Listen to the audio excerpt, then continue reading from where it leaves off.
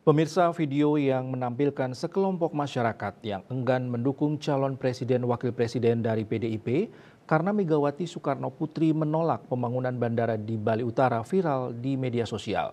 Ketua DPD PDI Perjuangan Bali, Wayan Koster, memberi tanggapan.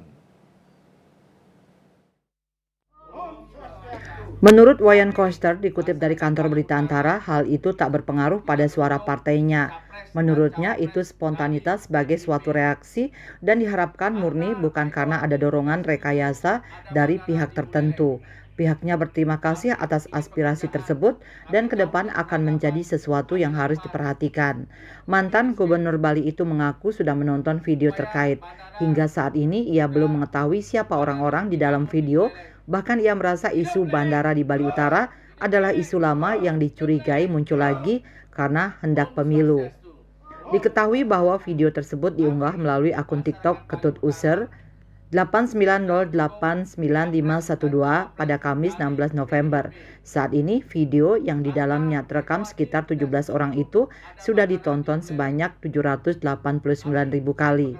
Menurutnya, kapasitas Bandara Igusti Ngurah Rai masih cukup untuk melayani wisatawan.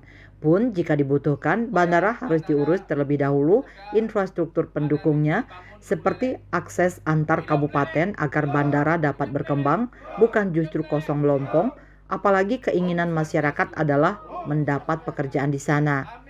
Sebelumnya, Ketua Umum PDIP Megawati Soekarno Putri sempat menyampaikan penolakannya terhadap pembangunan bandara di Bali Utara saat kunjungannya di Kek Sanur beberapa waktu lalu.